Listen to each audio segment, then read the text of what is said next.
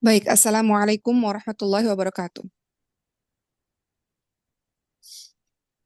Alhamdulillahi rabbil alamin wa bihi nasta'in ala umuri dunya waddin wassalatu wassalamu ala asyrafil anbiya'i wal mursalin wa ala alihi wa sahbihi ajma'in amma ba'd.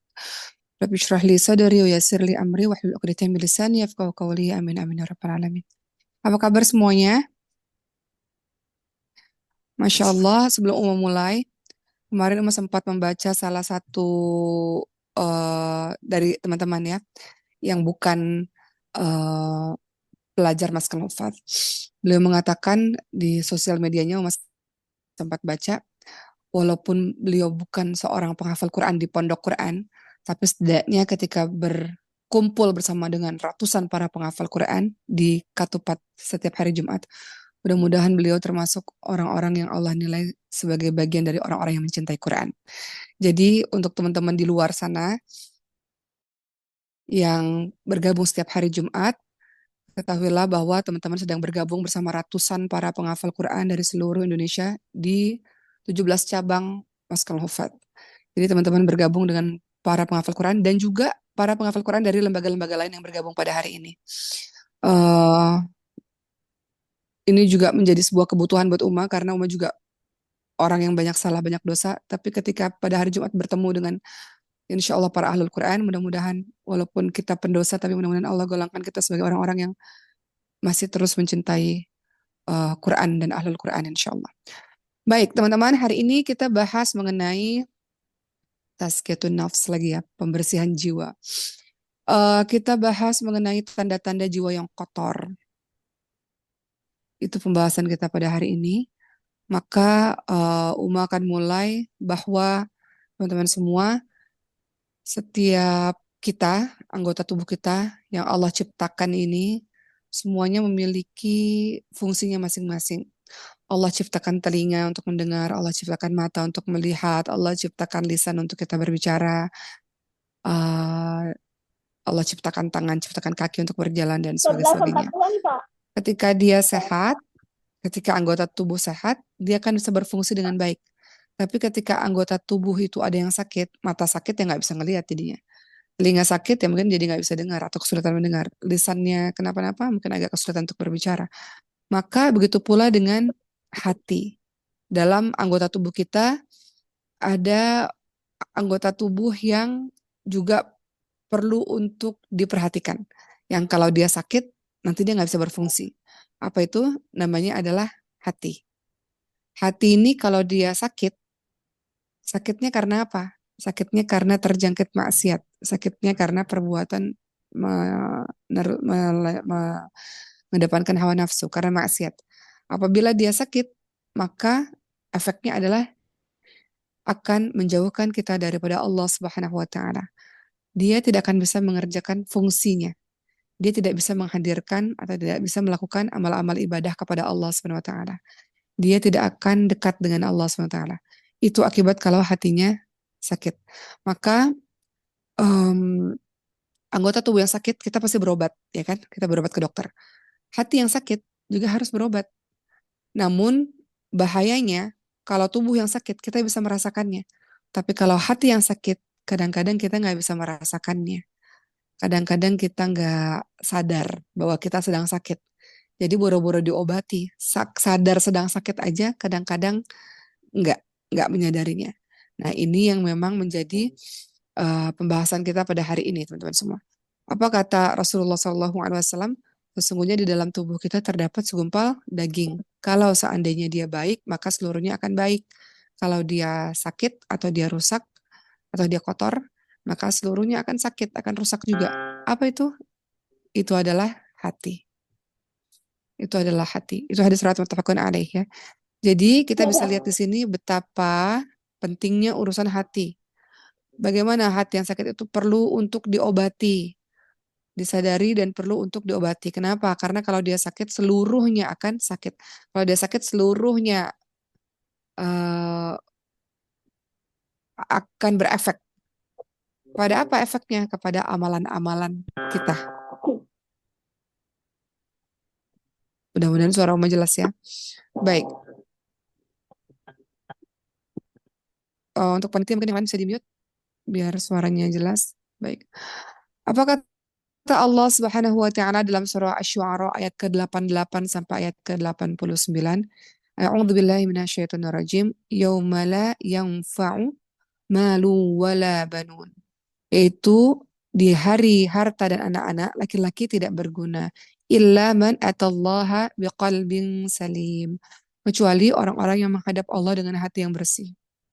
Uma berkali-kali kalau ngisi ceramah soal ini, Uma sering menangisi diri sendiri ya, karena Uma ngerasa diri banyak kurang, banyak salah, banyak maksiatnya. Mudah-mudahan apa yang Uma sampaikan menjadi nasihat untuk di rumah pribadi juga, dan Allah tolong Uma juga. Setelah kita bahas mengenai hati ini bisa sakit, bisa kotor, bisa rusak, bisa mati bahkan, maka Uma kan membagi mengenai hati ini, supaya kita bisa lihat hati kita ini sekarang kondisinya lagi gimana sih.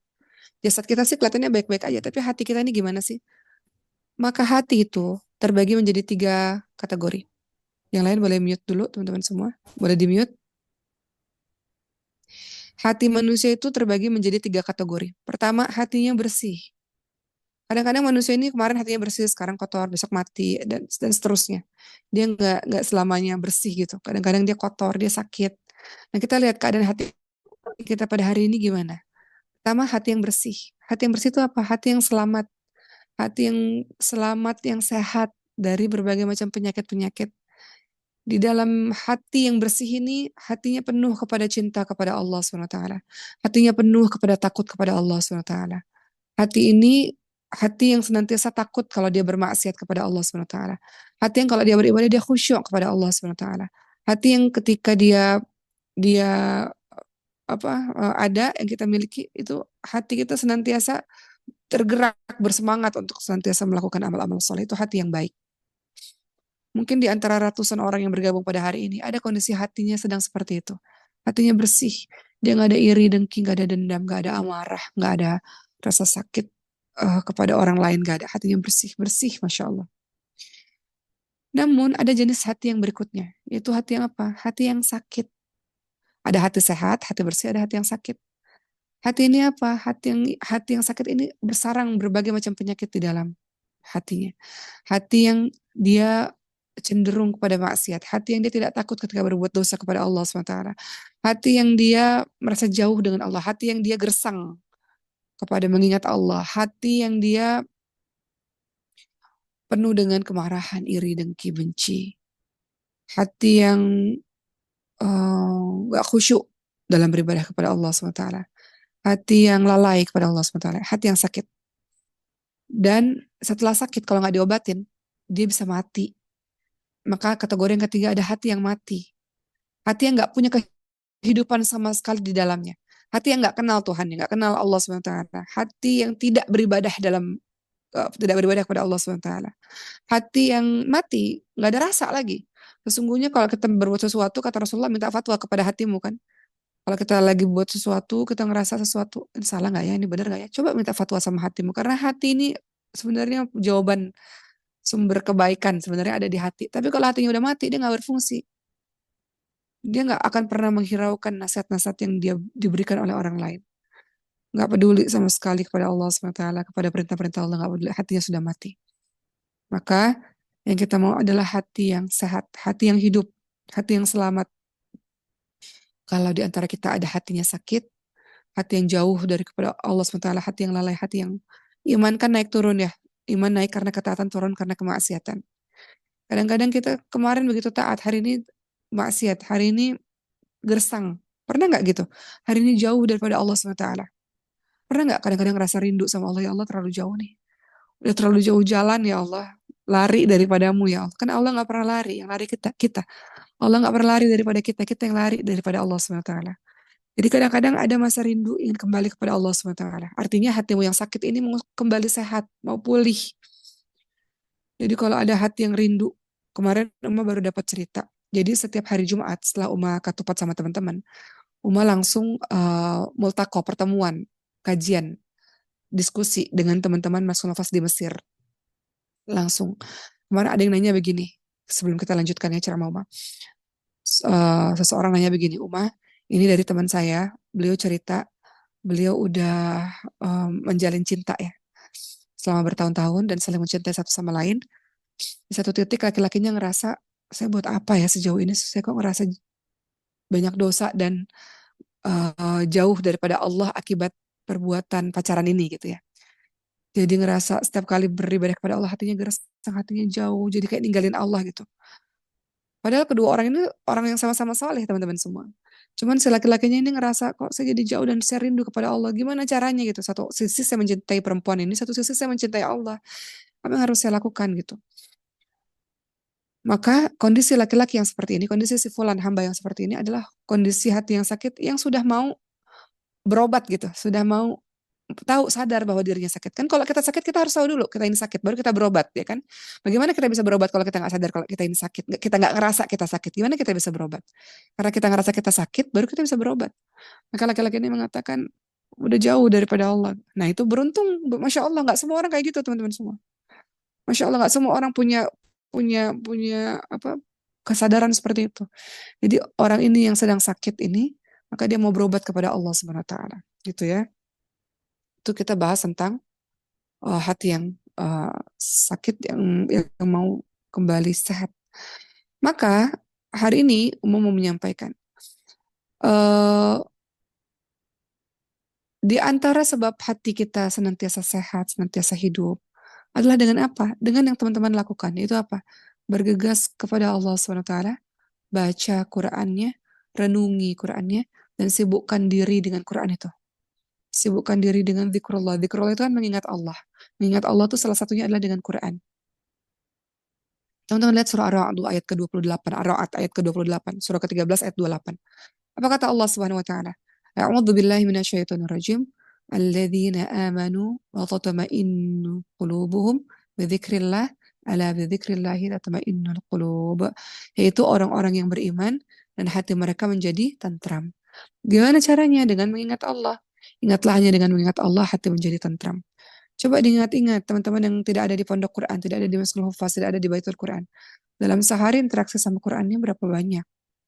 Kenapa lebih enjoy, lebih banyak dengerin lagu dibandingkan dengerin Quran? Gak bisa teman-teman semua. Hari-hari harus bersama Quran atau tidak, setidaknya dalam satu minggu. Ada punya teman, dia sibuk hari-hari. Tapi setiap hari libur, Jumat Sabtu. Di sini kan libur Jumat Sabtu. Di Indonesia kan Sabtu Ahad ya. Itu waktunya khusus untuk ngafalin Quran. Nambah hafalannya. Masa udah bertahun-tahun, berbelas-belasan, berpuluh-puluh tahun, Qurannya nggak nambah-nambah gitu. Karena kedudukan kita nanti di hari akhir berdasarkan seberapa banyak ayat-ayat yang kita baca, yang kita hafal nanti di hari akhir. Teman-teman lihat surah Al-Anfal ayat 2. Ini obat dari hati yang sakit ya, yang mau berobat. Gimana caranya? Kata Allah SWT, A'udzu billahi minasyaitonir rajim. Innamal mu'minuna alladzina idza dzukirallahu wajilat qulubuhum wa idza tuliyat عليه وإذا تليت عليهم آياته زادتهم إيمانا وعلى ربهم يتوكلون. Surah Al-Anfal ayat ke-2. Sesungguhnya orang-orang yang beriman, ketika mereka disebut nama Allah, maka gemetar hatinya. Teman-teman coba deh, teman-teman lagi zikir kepada Allah nih, lagi tahajud kah? Atau lagi dalam kesendirian, teman-teman sebutin aja dengan khusyuk. Subhanallah walhamdulillah wala ilaha illallah Allahu akbar subhanallah walhamdulillah. Sampai terasa sesuatu di hati teman-teman. Jadi zikir lisan itu nggak cuma sekedar di lisan, tapi rasakan ada sesuatu bergetar di hati teman-teman semua. Maka kata Allah dan surah Al-Anfal ayat 2, orang-orang yang beriman itu ciri-cirinya kalau disebut nama Allah, dia bergetar hatinya. Subhanallah, subhanallah, subhanallah, subhanallah, subhanallah, astagfirullahaladzim. Rasakan sampai hatimu bergetar. Dan apabila dibacakan ayat-ayat Allah kepada mereka, maka bertambah iman mereka. Hanya kepada Allah lah mereka bertawakal. Ya, jadi salah satu obat yang bisa kita lakukan adalah tiap hari harus berinteraksi dengan Quran. Tiap hari harus dengar Quran. Harus dengar Quran. Tiap hari harus baca Quran. Ya, ada waktu untuk nambah hafalan. Kalaupun hari-hari begitu sibuk, at least dalam seminggu sekali atau seminggu 2 kali di hari-hari libur fokus bersama Quran. Jangan kebanyakan main teman-teman. Jangan kebanyakan apa bersantai-santai ya. Semua orang di sini sedang berlari untuk mendapat derajat tertinggi nanti di hari akhir dengan banyak hafalan Quran mereka. Dan kalau udah ngafal Quran bukan berarti selesai itu, murojaah terus menerus kan. Karena kalau nggak murojaah ya hilang lagi hafalannya. Jadi orang-orang yang memutuskan untuk bersama dengan Quran ya seumur hidupnya akan terikat bersama Quran karena nggak ada pilihan lain, dia harus murojaah terus menerus gitu. Makanya kalau para penghafal Quran, kalau nanti cari jodoh, Itu orang-orang yang juga kalau bisa juga dekat dengan Quran supaya punya partner untuk setoran, punya partner untuk saling ingetin gitu. Bersama dengan Quran, ingetin bersama dengan Quran. Kedua, apa sih obatnya selain bersama dengan Quran? Itu bergaul dengan orang-orang saleh dan ikuti amalan-amalan orang saleh itu. Bergaul dengan orang-orang saleh. Sama seperti di antara teman-teman. Seminggu yang lalu mau baca status teman-teman semua ya di sosmed kadang-kadang suka di tag jadi Uma bisa baca. Ada yang bilang, saya bukan penghafal Quran, tapi setidaknya setiap berkumpul seminggu sekali bersama dengan seluruh para penghafal Quran, mudah-mudahan saya termasuk orang yang termotivasi untuk bisa terus bersama Quran gitu. Jadi di antara penyebab, di antara obat lah obatnya. Obatnya adalah apa? Adalah bergaul dengan orang-orang saleh. Untuk laki-laki apa? Salat berjamaah. Itu obat tuh. Salat berjamaah di masjid bersama dengan para yang teman-teman lainnya. Itu cara supaya kita termotivasi untuk mendapatkan hati yang bersih. Masya Allah ya. Semalam Uma mau cerita sedikit. Uma kedatangan tamu. Kita ini ya kalau ketemu orang soleh itu kan kelihatan dari dia punya aura sendiri ya, punya cahaya sendiri di wajahnya gitu. Uma berapa kali kedatangan. Beberapa teman bilang, ada yang mau bertamu, bertamu. Padahal Uma nggak kenal gitu. Tapi akhirnya, yaudah nggak apa datang.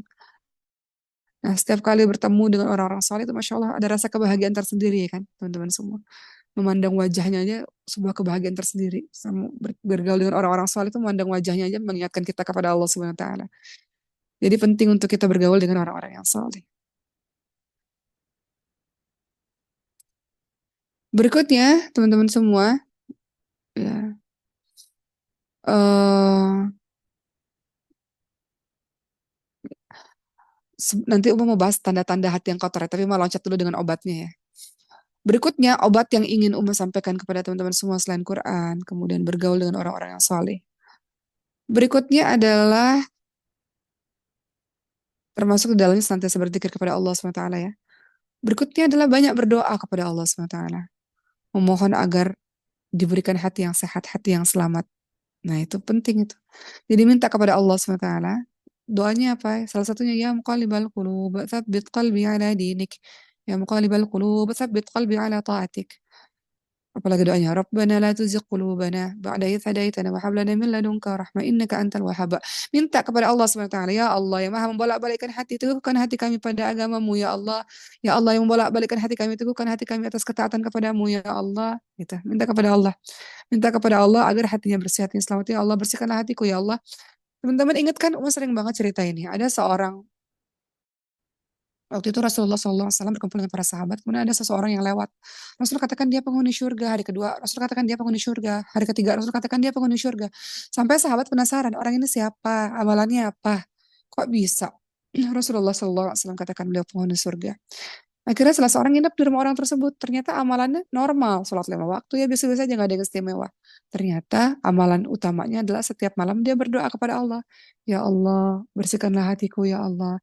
Ya Allah, mampukanlah aku untuk memaafkan orang-orang yang menyakitiku ya Allah. Dan aku memaafkan mereka wahai Allah. Ya Allah, bersihkanlah hatiku dari iri, dengki, dari dendam ya Allah. Tidak ada amarah dalam hatiku ya Allah.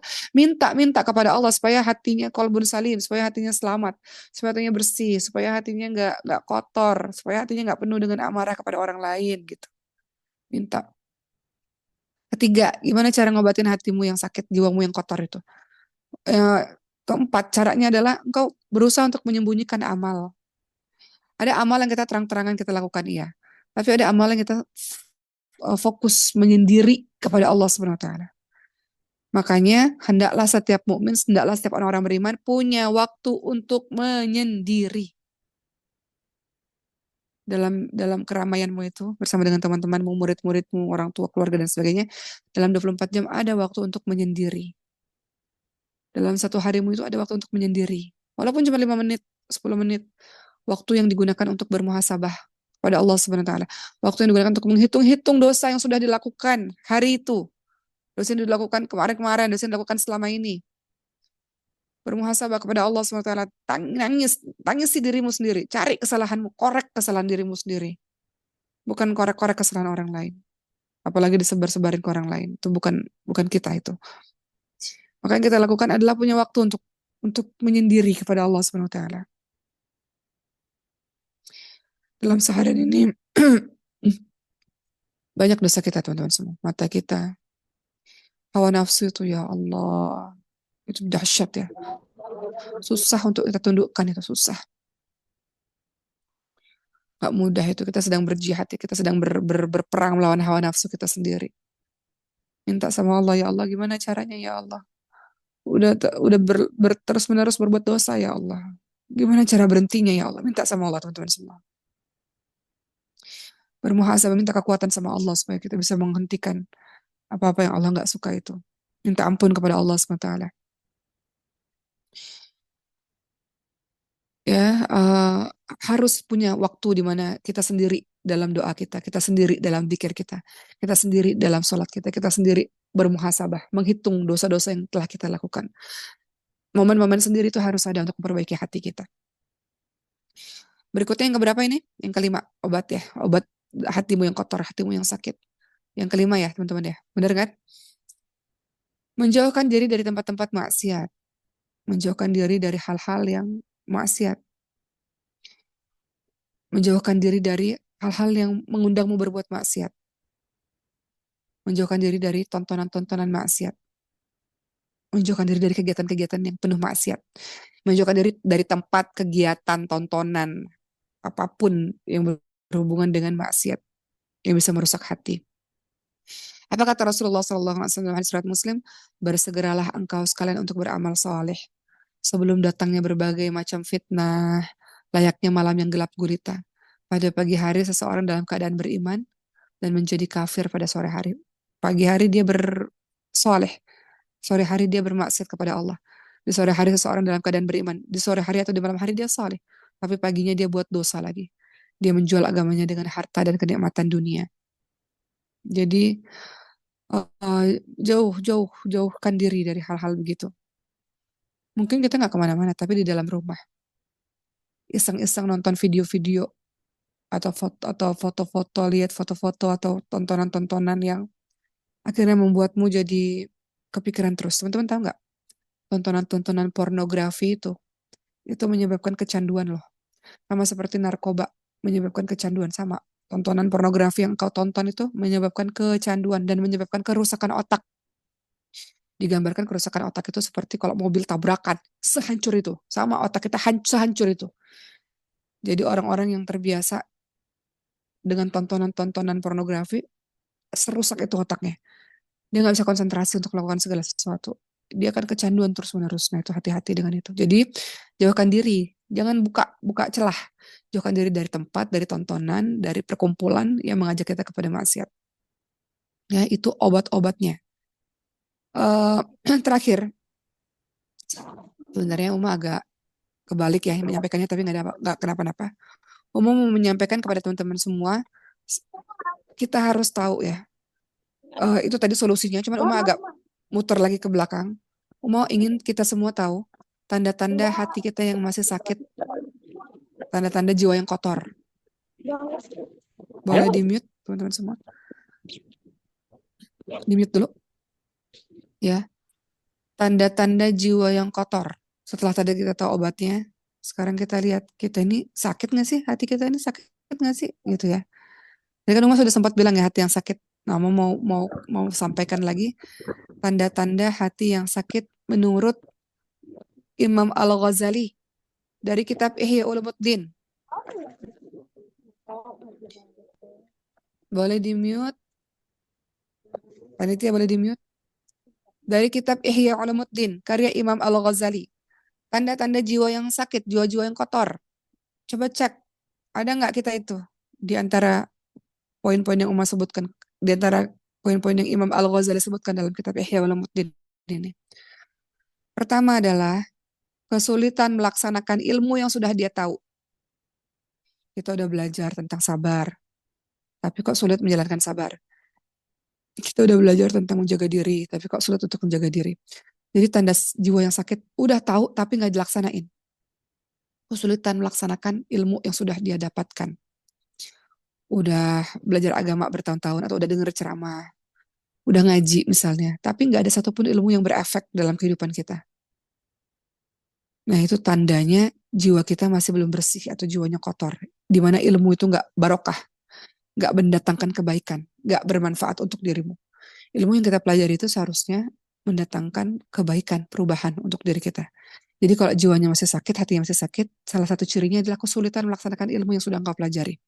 Kedua, ciri jiwamu sakit atau jiwamu kotor menurut Imam Al-Ghazali dalam kitab Ihya Ulumuddin, tidak bisa menikmati ibadah, nggak bisa menikmati ibadah. Sholat yang harusnya khusyuk, membaca setiap bacaan dengan tenang, gerakan dengan tenang, doa khusyuk, itu nggak bisa kau lakukan, kau nggak rasa nikmat dalam beribadah. Sehingga kalau orang nikmat, dia bisa lama-lama melakukan itu. Tapi kalau orang nggak merasa nikmat, dia buru-buru dalam melakukannya. Bersama dengan Quran nggak nikmat, nggak ada ketertarikan untuk bersama dengan Quran. Nggak ada rasa nikmat sama sekali. Buru-buru, semuanya buru-buru.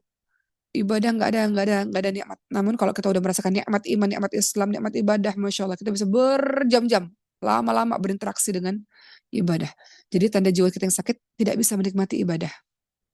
Nah, kalau teman-teman sholatnya buru-buru, ngajinya buru-buru, berbuat amal solehnya nggak nikmat, itu tanda hatimu sedang sakit. Sadari dan obati. Tadi obatnya sudah kita sebutkan ya. Kemudian ketiga, tanda jiwamu sakit, kotor, sibuk dengan hal-hal yang tidak berarti, sibuk dengan hal-hal yang tidak bermakna. 24 jam, ngapain aja? Tidur aja, main game aja, main TikTok, scroll Instagram, scroll TikTok aja, atau ngapain gitu.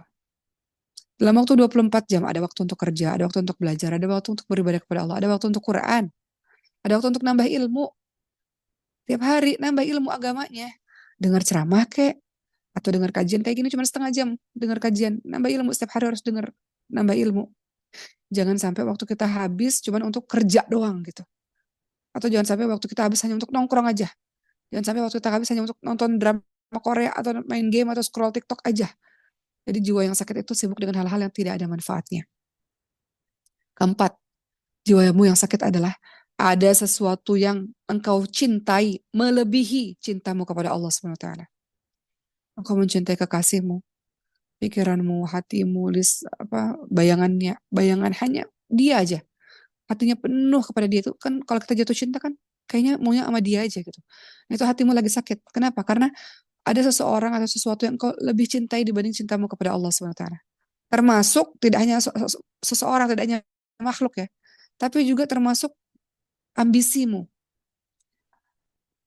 Engkau mencintai ambisimu atau engkau mencintai pekerjaanmu, engkau mencintai sesuatu, bukan hanya seseorang, sesuatu lebih daripada engkau cinta kepada Allah Subhanahu wa taala. Gitu. Engkau mencintai apa? Oh, mencintai dunia atau mencintai uang, mencintai apapun sesuatu lebih dari cintamu kepada Allah Subhanahu wa taala. Kau lebih mencintai, ada seseorang yang bilang begini, aku mencintai suamiku dengan sangat luar biasa. Tanpa aku sadari bahwa orang yang mencintaiku adalah orang yang aku cintai adalah orang yang menyakiti, orang yang berpotensi untuk menyakitiku. Jadi hati-hati, makanya kata Rasul jangan terlalu mencintai. Karena kalau engkau mencintai, engkau akan membenci. Karena biasanya kalau kita mencintai sesuatu, Allah uji dari apa yang kita cintai. Engkau mencintai kekasihmu luar biasa. Allah uji dari situ. Makanya orang-orang yang jatuh cinta, yang belum menikah ya, jatuh cinta, pasti ujiannya dari situ. Entah dia patah hati lah, entah dia ujiannya rindu yang luar biasa lah, entah dia ujiannya berantem dan sebagainya. Kita diuji dengan sesuatu apa yang kita cintai. Ujiannya terbesar datang dari situ. Gitu ya. Berikutnya apa lagi? Hatimu yang sakit. Tanda-tanda yang kelima, kata Imam Al-Ghazali. Berikutnya adalah berlebihan dalam segala sesuatu.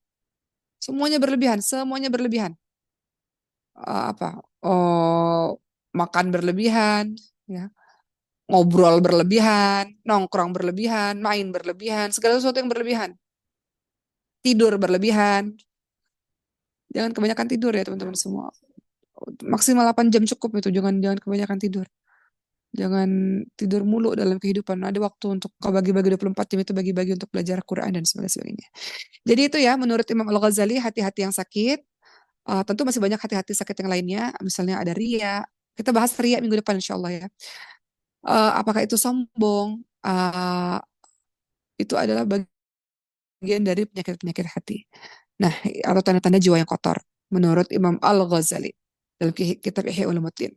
Jadi, kembali lagi terakhir pada hari ini, Umayyah menyampaikan pada teman-teman semua, ingat kata Allah dalam surah apa? Surah Asy-Syu'ara ayat 88 sampai ayat 89. Ingatlah ada suatu hari di mana harta dan anak-anak gak akan berguna lagi. Segala sesuatu yang kau perjuangkan itu nggak akan berguna kecuali orang yang menghadap Allah dengan hati yang bersih. Jadi Allah menerima amalan-amalan orang yang hatinya bersih. Allah menerima kehadiran orang-orang yang hatinya sehat, hatinya nggak sakit. Begitu teman-teman semua. Terakhir, apa kata Rasulullah SAW ketika ada yang bertanya kepada Rasulullah, ya Rasulullah, manusia bagaimanakah yang paling mulia? Maka Rasulullah SAW menjawab, semua orang yang hatinya bersih, semua orang yang jujur dalam berucap. Kemudian para sahabat berkata, jujur dalam berucap kami sudah mengetahui, tapi hati yang bersih itu seperti apa? Maka kata Rasulullah SAW, hati yang bersih itu adalah hati yang bertakwa, yang tidak ada dosa, yang tidak ada kedoliman, tidak ada kedengkian, tidak ada hasad di dalam hatinya.